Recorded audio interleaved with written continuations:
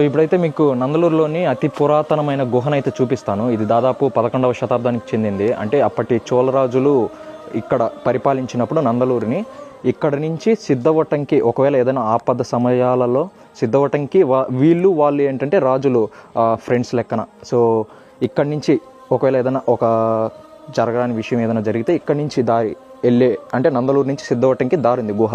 ఇదైతే కరెక్ట్గా నందలూరు నుంచి ఆడపూరు దారి మధ్యలో అయితే వస్తుంది.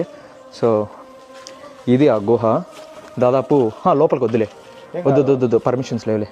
ఇది లోపలికి వెళ్ళలేము, లోపల ఇవి కూడా ఉన్నాయి గబ్బిలాలు. అండ్ ఇదొక దారి, ఇవి 2 కనెక్షన్స్. ఇటు సైడ్ కూడా ఒకటి ఉంటుంది గుహ. సో ఇది ఇంకొక సైడ్ నుంచి ఇట్లా 2 ఒకటే కనెక్షన్, ఆ మిడిల్లో కనెక్ట్ అవుతాము.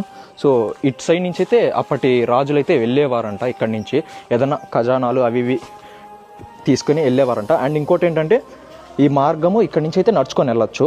అండ్ కొంచెం ముందుకు పోతానే మోకాల మీద వెళ్ళాలి, ఎందుకంటే పైన సరిపోదు. అండ్ ఇంకొంచెం ముందు పోతే పాక్కొని వెళ్తారు. దాదాపు ఇక్కడి నుంచి సిద్ధవటము ఒక 45 కిలోమీటర్లు వస్తుంది. సో ఇక్కడి నుంచి అంత దూరంకి అయితే టనల్ ఉంది, అదే మొత్తం కేవ్ కనెక్షను. అండ్ ఇప్పటి వరకు అయితే అంటే అప్పట్లో వెళ్ళేవాళ్ళు, కానీ ఈ మధ్యలో అయితే వెళ్ళిన వాళ్ళలో ఒక్కరు మాత్రమే ఉన్నారంట. అంటే చరిత్ర ప్రకారం చూసుకుంటే ఈ కింద అక్కడ సమాధి చూస్తున్నారు కదా, అక్కడ సమాధి.